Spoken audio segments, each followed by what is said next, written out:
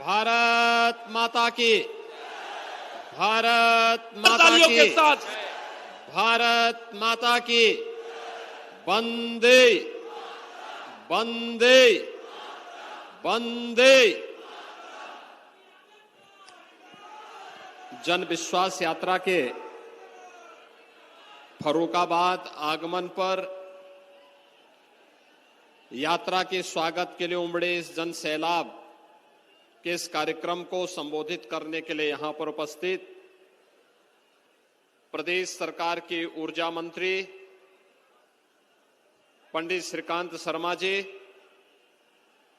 Bharatiya Janata party के प्रदेश के उपाध्यक्ष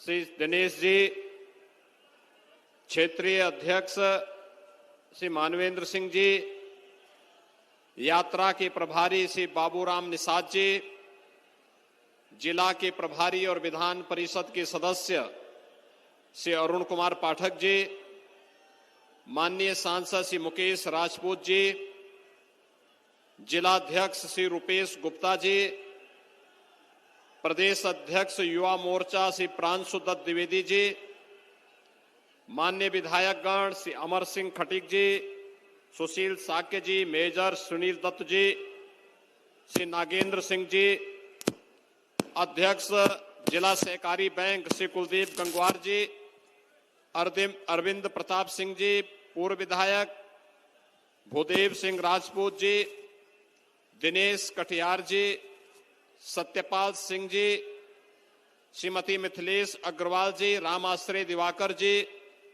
रामकिशोर साहू जी, सुनील तिवारी जी, पवन प्रताप सिंह जी, आज के इस कार्यक्रम में उपस्थित माननीय सांसद श्री राम शंकर कठेरिया जी और यहां पर उपस्थित हमारे सभी यात्रा से जुड़े हुए प्रभारी, सह-प्रभारी, सह-संयोजक, विधानसभा के प्रभारीगण और भारी संख्या में उपस्थित भाइयों बहनों, फर्रुखाबाद कई दृश्यों से विख्यात है। यहां पर मां गंगा की कृपा है। भगवान बुद्ध का जन्म और महापरिनिर्वाण उन्होंने गोरखपुर क्षेत्र में लिया था, लेकिन कहते हैं कि यहां पर संकिसा में भगवान बुद्ध स्वर्गावतरण सीधे यहां की धरती पर उनका हुआ था और इसलिए इस धरती को नमन करते हुए आज यहां पर भारी संख्या में पूर्व सैनिक भी इस कार्यक्रम में आए हैं। उन सब का भी मैं हृदय से अभिनंदन करता हूं। भाइयों बहनों, ये जन विश्वास यात्रा आई है। 5 वर्ष पहले भारतीय जनता पार्टी ने एक यात्रा निकाली थी और उस यात्रा के माध्यम से कुछ संकल्प आपके सामने लिए थे। उन संकल्पों को 5 वर्ष के अंदर पूरा करने का कार्य हुआ है और डबल इंजन की सरकार ने, प्रदेश में भारतीय जनता पार्टी की सरकार और केंद्र में मोदी जी के नेतृत्व की भारतीय जनता पार्टी की सरकार, डबल इंजन की सरकार ने जो कार्य किए हैं, इन कार्यों में जनता जनार्दन का आशीर्वाद लेने के लिए एक बार फिर से यात्रा आपके पास आई है और इस यात्रा में आप सबका आशीर्वाद प्राप्त होगा भारतीय जनता पार्टी को। तो भाइयों बहनों, मैं फिर आपसे कह सकता हूं, भाजपा ने जो कहा था सो करके दिखाया और भारतीय जनता पार्टी जो आपसे कहेगी उसको अक्षरशः मंत्र मान करके फिर से लागू भी करेगी। इस मंच पर आने के पहले मुझे इस जनपद की लगभग 200 करोड़ रुपए की परियोजनाओं का लोकार्पण और शिलान्यास करने का अवसर प्राप्त हुआ। हमारे सांसद जी, हमारे विधायकों ने परिश्रम से जिन योजनाओं को इस जिले में लेकर के आए, उन योजनाओं का जो पूरी हो गई उनका लोकार्पण और जिन योजनाओं को अभी बनना है उनका शिलान्यास का कार्यक्रम भी आज यहां पर हुआ है। 200 करोड़ सामान्य पैसा नहीं होता। यद्यपि आज हम बड़े बड़े प्रोजेक्ट बना रहे हैं, बड़ी बड़ी घोषणाएं कर रहे हैं, बड़े बड़े कार्यक्रम कर रहे हैं, लेकिन विकास के लिए एक ईंटा भी अगर वह लोक कल्याण का कारक बनता है तो उसकी भी कीमत होनी चाहिए और उसका भी सम्मान होना चाहिए। और आज तो 200 करोड़ रुपए की परियोजनाओं का यहां शिलान्यास और उद्घाटन हुआ है। इसके लिए मैं फर्रुखाबाद वासियों को हृदय से बधाई देता हूं, शुभकामनाएं देता हूं और अपने परिश्रम से यहां के सांसद जी ने, यहां के विधायकों ने इन योजनाओं को आपके जनपद में लाने में सफलता प्राप्त की है। इसके लिए मैं इन सबको हृदय से इनको धन्यवाद भी देता हूं। भाइयों बहनों, वर्तमान में पूरी दुनिया कोरोना महामारी का सामना कर रही है। कोरोना में उत्तर प्रदेश के प्रबंधन को पूरे देश ने और पूरी दुनिया ने स्वीकार किया। प्रधानमंत्री मोदी जी के नेतृत्व में फ्री में टेस्ट, फ्री में उपचार, फ्री में वैक्सीन, सबको वैक्सीन। कितने लोगों ने वैक्सीन लिया है? बहुत सुंदर, अभिनंदन आपका। जिन लोगों ने एक डोज ली है वे दूसरा भी ले लेंगे और जिन्होंने एक भी डोज नहीं ली है, आपके परिचित होंगे, अगल बगल कहीं होंगे, गांव में होंगे, पड़ोस में होंगे, उनको भी बोल देंगे कि कोरोना का वैक्सीन कोरोना महामारी से बचाव का सबसे बड़ा कवच है। और इसलिए भाइयों बहनों, हमें वैक्सीन भी लेना है, साथ साथ हर एक गरीब परिवार को फ्री में राशन की सुविधा भी देनी है। राशन की सुविधा कितने लोग ले रहे हैं? अभिनंदन आपका, बधाई। अब तो डबल इंजन की सरकार है तो राशन भी डबल मिल रहा है। यह अधिकार आपका है। अच्छी सरकार आएगी तो अच्छी योजनाएं आएंगी और जब बुरी सरकार आएगी भाइयों बहनों तो यही अन्न सपा के, बसपा के या कांग्रेस के नेताओं के घर में चला जाता और उनकी तिजोरी भरती। आप देख रहे होंगे पिछले 4 दिन से कैसे दीवालों से पैसा निकल रहा है, नोट की गड्डियां निकलती जा रही हैं।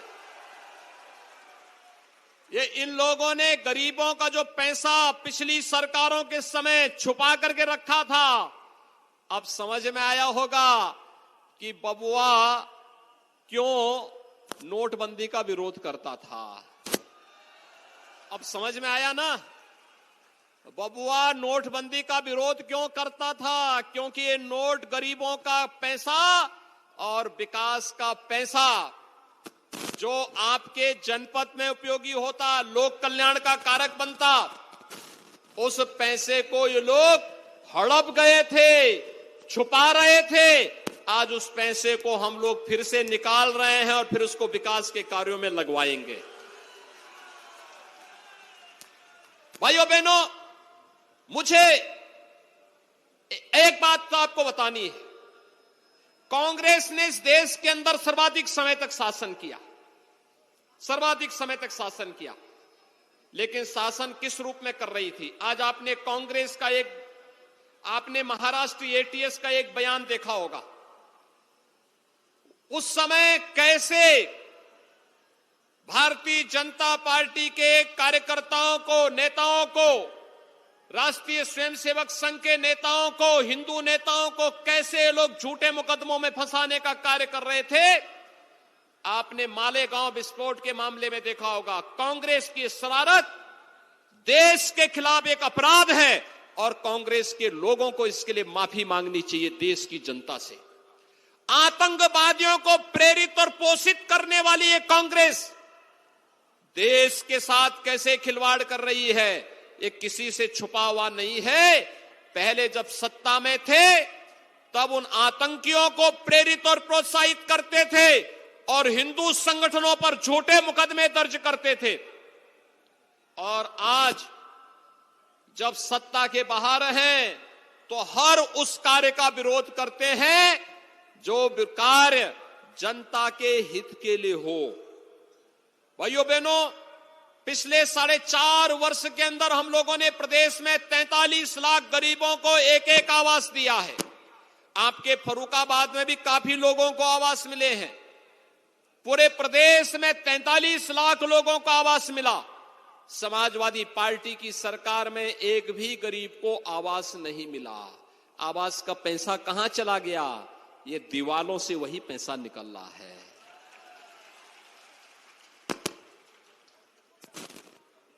पिछले 4.5 वर्ष में भारतीय जनता पार्टी की सरकार ने 2,61,00,000 लोगों को, परिवारों को एक एक शौचालय बना करके दिया। 58,000 ग्राम पंचायतों में सामुदायिक शौचालय बनाया। शहरों में भी पर्याप्त मात्रा में सामुदायिक शौचालय बनाए और सामुदायिक शौचालय को भी महिला स्वयंसेवी समूह को देकर के हर गांव में एक महिला स्वयंसेवी समूह से कहा, किसी एक निराश्रित महिला को इसके साथ जोड़िए। सरकार हर महीने उसे 9,000 रुपए देगी इसकी देखभाल और रख रखाव के लिए। लेकिन भाइयों बहनों, समाजवादी पार्टी की सरकार में गरीबों के लिए शौचालय क्यों नहीं बन पाए? क्योंकि समाजवादी पार्टी की सरकार की भावनाएं गरीबों के लिए नहीं थी, मजदूरों के लिए नहीं थी, किसानों के लिए नहीं थी और युवाओं के लिए नौकरी निकलती थी तो चाचा भी, भतीजा भी, मामा भी और महाभारत के सभी रास्ते वसूली पे निकल पड़ते थे। युवाओं को नौकरी नहीं मिलती थी, किसी भी युवा को नौकरी नहीं मिल पाती थी क्योंकि वह पैसा भी जाता था और उसके साथ साथ नौकरी से भी वंचित रह जाता था। भाइयों बहनों, हमारी सरकार ने पिछले 4.5 वर्ष के अंदर 4.5 लाख से अधिक लोगों को, नौजवानों को प्रदेश में नौकरी दी। 1,61,00,000 नौजवानों को रोजगार के साथ जोड़ा और 60 लाख लोगों को स्वतः रोजगार के साथ जोड़ने का कार्य किया। प्रदेश के अंदर जब अच्छी सरकार होती है वह रोजगार भी देती है, नौकरी भी देती है, सुरक्षा भी देती है, समृद्धि का मार्ग भी प्रशस्त करती है। याद करिए 2017 के पहले किसान आत्महत्या कर रहा था। 2017 में सरकार बनी, पहले किसानों का कर्ज माफ किया और कर्ज माफी के बाद फिर आज मुझे बताते हुए प्रसन्नता है, हमारी सरकार ने गन्ना किसानों का 1,51,000 करोड़ रुपए के गन्ना मूल्य का भुगतान अब तक कर दिया है। सपा बसपा सरकारों के 14 वर्ष के कार्यकाल में इतना गन्ना मूल्य का भुगतान नहीं हुआ था जितना 4.5 वर्ष के अंदर हमारी सरकार ने किया है। आखिर क्या कर रहे थे सपा बसपा के लोग? इनको तो नैतिक रूप से कोई अधिकार नहीं था कि जनता जनार्दन के बीच में जाए, लेकिन लोकतंत्र की प्रक्रिया है, अगर आ ही रहे हैं तो इनको जवाब भी दीजिए और पहले पूछिए बबुआ से भी, बुआ से भी, भाई बहन से भी, और पूछिए कि जब हम लोग कोरोना कालखंड में संकट में थे तब ये लोग कहां थे? ये सभी नेता उस समय होम क्वारंटीन थे, घर में छुपे हुए थे। आपने देखा होगा, मैं भी, श्रीकांत जी भी, हमारे विधायक भी, हमारे सांसद भी, हमारे पदाधिकारी भी सेवा ही संगठन मान करके एक एक व्यक्ति की जान को, उसकी जीवन को भी और उसकी जीविका को भी बचाने के लिए कार्य कर रहे थे। लेकिन सपा बसपा कांग्रेस के लोग कहां थे? इनका कहीं भी अता पता नहीं था। सबसे पहला जवाब तो ये, दोस्तों उनसे पूछना चाहिए कि गरीबों का मकान तुम्हारी सरकार के समय क्यों नहीं बन पा रहा था? ये फ्री का राशन गरीबों को पहले क्यों नहीं मिल पा रहा था? ये विधवाओं को विधवा पेंशन, वृद्धाओं को वृद्धा पेंशन, दिव्यांग जनों को दिव्यांग जन पेंशन क्यों नहीं मिल पाता था? और आज तो हम लोगों ने रसोइयों के मानदेय को भी 2,000 रुपए कर दिया है और साथ साथ ये भी कर दिया 2,000 रुपए मानदेय भी उनको हर महीने मिला करेगा। साल में 2 साड़ी भी मिलेगी, एप्रन का पैसा उनको उनके खाते में मिलेगा। आज हम लोगों ने एक और कार्य किया है कि जो अनुदेशक थे बेसिक शिक्षा परिषद के स्कूलों में, 2000 रुपए मानदेय भी उनका बढ़ाने का कार्य कर दिया है। भाइयों बहनों, सरकार जब अच्छा कार्य करती है, लुटेरों के लूट के मुद्दे को रोकती है, तो पैसा आता है। इस पैसे से गरीब का उपचार भी होता है, इस पैसे से गरीब का उत्थान भी होता है, इस पैसे से गरीब के उन्नयन के लिए कार्यक्रम भी बनते हैं, इस पैसे से अन्न योजना का भी लाभ होता है, इस योजना से निराश्रित लोगों को पेंशन भी दी जाती है, और इस पैसे से कार्य करने वाले कर्मचारियों के मानदेय और वेतन को बढ़ाने में भी हमें सहायता मिलती है। और इसीलिए आज मैं आपके बीच आया हूं आपसे कहने के लिए, भाइयों बहनों, पिछली सरकारों के समय गरीब तबाह था, नौजवान बेरोजगार था, किसान आत्महत्या कर रहा था, महिलाएं असुरक्षित थी, प्रदेश में दंगे होते थे, पर्व और त्योहार आते थे, दंगों का सिलसिला प्रारंभ हो जाता था। आपने 4.5 वर्ष में कोई दंगा सुना? कोई दंगा हुआ पिछले 4.5 वर्ष में? आज तो दंगाइयों को मालूम है, दंगा करेंगे तो सब वसूली शुरू हो जाएगी, दंगा होगा तो अब वह सरकार नहीं है कि दंगा करने वालों को मुख्यमंत्री आवास में बुला करके सम्मानित करेगी। अपराध और अपराधियों के प्रति जिस जीरो टॉलरेंस की नीति से कार्रवाई करने की बात हुई थी, भाइयों बहनों, सरकार ने पूरी मजबूती के साथ उन सभी माफियाओं के खिलाफ कार्रवाई की है। वे माफिया कोई भी रही हो, जिन्होंने अवैध गरीब की संपत्ति को, व्यापारी की संपत्ति को, सार्वजनिक संपत्ति को कब्जा करके जनता की कमाई पर डकैती डाल करके लूटा है, उन सभी लोगों की अवैध संपत्ति को वापस लेने, और अगर लगा कि नहीं बिना बुलडोजर चले काम नहीं चलेगा, तो बुलडोजर चलाने में भी संकोच सरकार ने नहीं किया है। और भाइयों बहनों, मैं आपको यही कहने के लिए आया हूं, इस सुरक्षा का बेहतर वातावरण ही था जिसके कारण प्रदेश के अंदर निवेश हुआ, हर गरीब को सुरक्षा मिली। और आज वही कारण है, हम लोग जब आते थे इससे पहले, हमारे मीडिया के बंधुगण पूछते थे योगी जी ये तो बताइए कि आप लोग बोलते हैं कि रामलला हम आएंगे, मंदिर वहीं बनाएंगे, लेकिन तिथि नहीं बताएंगे। तब मैं कहता था आप चिंता मत करिए, हमने कहा संवैधानिक व्यवस्था के अंतर्गत अयोध्या में राम मंदिर के निर्माण का कार्य करेंगे तो हम वही करेंगे। अयोध्या में राम मंदिर का काम शुरू हो गया ना? सभी लोग खुश हैं? सभी लोग, दोनों, अगर आप खुश हैं दोनों हाथ उठा करके बोलिए। अयोध्या में भगवान राम के भव्य मंदिर निर्माण से खुश हैं सभी लोग? अभिनंदन आपका।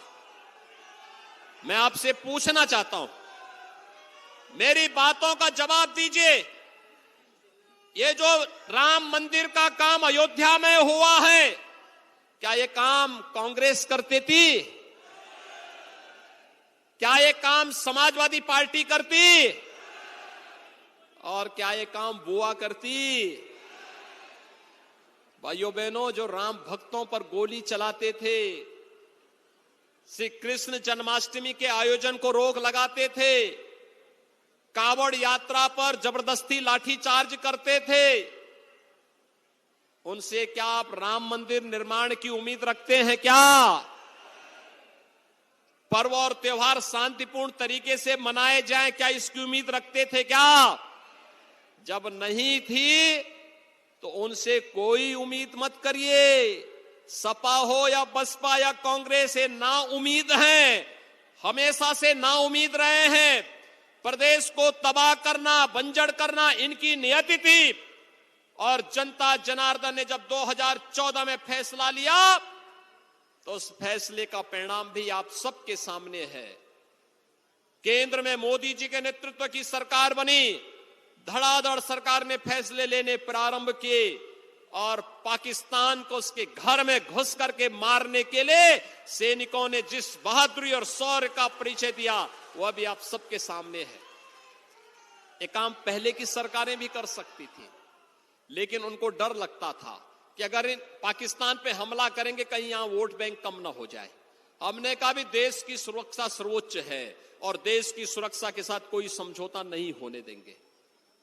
देश की सुरक्षा महत्वपूर्ण है ना, आप भी मानते हैं ना। हमारा देश सुरक्षित है, हम भी सुरक्षित हैं। अगर मेरा देश प्रगति कर रहा है, हम भी प्रगति कर लेंगे। अगर हमारे मान बिंदुओं का सम्मान हो रहा है, अयोध्या में भगवान राम का भव्य मंदिर के निर्माण का कार्य हो रहा है, तो ये सम्मान सभी सनातन धर्मावलंबियों का सम्मान है। अगर काशी में भगवान विश्वनाथ के धाम का भव्य उद्घाटन का कार्यक्रम अभी आपने प्रधानमंत्री जी का देखा है ना, कार्यक्रम कितना भव्य कार्यक्रम हुआ था। ये कार्य पहले भी हो सकते थे। आज मथुरा में, वृंदावन में, बरसाना में, गोकुल में, बलदेव में कितना भव्य कार्यक्रम चल रहे हैं, वहां निर्माण कार्य हो रहे हैं। उस धाम को एक बार फिर से हम द्वापर युग की ओर लेके जा रहे हैं। और भाइयों बहनों, पिछली सरकारें होती थी, गरीब का मकान न बने, गरीब के लिए शौचालय न बने, हिंदू धामों के लिए कोई पैसा नहीं मिलता था, और जो पैसा होता था उसको कब्रिस्तान की बाउंड्री वॉल में खर्च कर देते थे। हमारी सरकार में तो गरीब का पैसा गरीब में, और वह भी डीबीटी के माध्यम से मिल रहा है। जिनको मिल चुका है, आंगनवाड़ी का मानदेय भी बढ़ा रहे हैं। जल्दी सम्मेलन करके बढ़ा रहे हैं।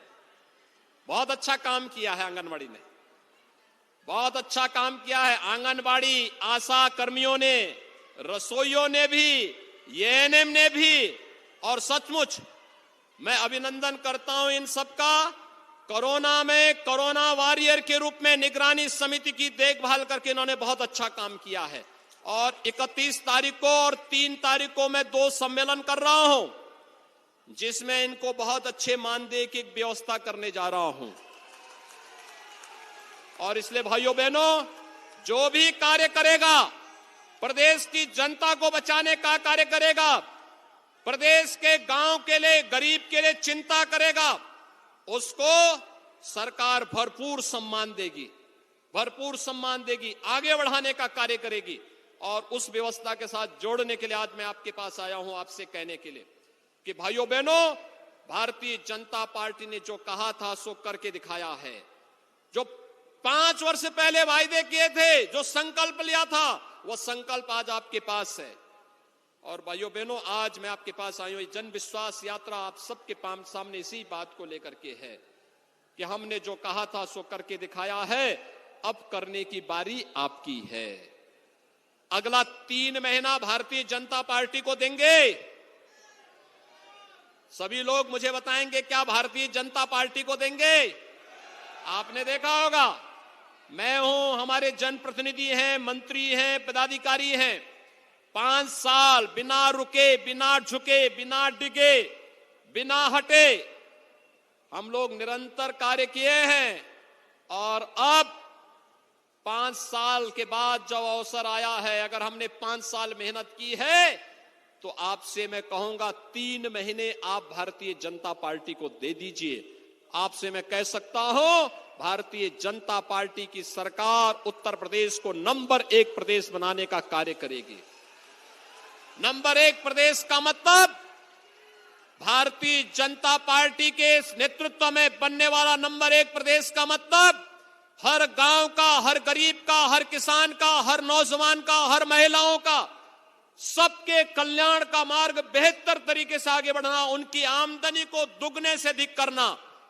अभी जो मेरे पास यहां पर अभी मुकेश जी ने और यहां के विधायकगण मुझसे कह रहे थे गंगा एक्सप्रेसवे का, लिंक एक्सप्रेसवे के बारे में, मुझे याद है पिछले दिनों आप लोगों ने एक बैनर लगाया था कि फर्रुखाबादी चूसे गन्ना।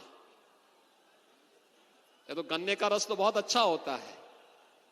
मैंने इनसे कहा था, मैंने कभी आप लोग अकेले अकेले चूसते हैं, कम से कम एक गिलास गन्ने का जूस हमारे लिए भी लेके आ गए होते। और भाइयों बहनों, भारतीय जनता पार्टी की सरकार आने दीजिए, गंगा एक्सप्रेसवे का लिंक एक्सप्रेसवे फर्रुखाबाद से जोड़ने का कार्य सरकार करेगी। जो कार्य यहां पर हमारे विधायकगण सांसद जी कर रहे हैं, इन कार्यक्रमों को तेजी के साथ आगे बढ़ाएंगे। और आप सबको मैं इस बात के लिए आश्वस्त करता हूं, सुरक्षा समृद्धि का जो संकल्प लिया है, सुशासन का जो संकल्प भारतीय जनता पार्टी ने लिया है, विकास का जो संकल्प भारतीय जनता पार्टी ने लिया है, इस संकल्प के साथ आप सभी जुड़े और भारतीय जनता पार्टी के नेतृत्व की सरकार को लाने में अपना योगदान देंगे। आप सबको मैं एक बार फिर से जन विश्वास यात्रा के साथ जुड़ने, भारी संख्या में आने के लिए आपका अभिनंदन करता हूं। मैं जानता हूं पीछे बहुत सारे नौजवान हैं जिनको जगह नहीं मिल पा रही है, एकदम समुद्र की तरह हिलोरे ले रहा है, पीछे समुद्र की तरह पीछे हिलोरे ले रहा है, लेकिन वे लोग फिर भी अनुशासित होकर के इस पूरे कार्यक्रम में अपना योगदान दे रहे हैं। आप सबका मैं अभिनंदन करता हूं और आपको भारतीय जनता पार्टी के जन विश्वास के साथ जुड़ने और अगले 3 महीने भारतीय जनता पार्टी को देने का आह्वान करते हुए वाणी को देता हूं विराम। जय जय श्री राम, जय जय श्री राम, जय जय श्री राम। मैं संदीप साग जी से निवेदन करूंगा कि अपना आभार व्यक्त करें। माननीय योगी आदित्यनाथ जी, माननीय योगी आदित्यनाथ जी, मैं बहुत बहुत धन्यवाद देता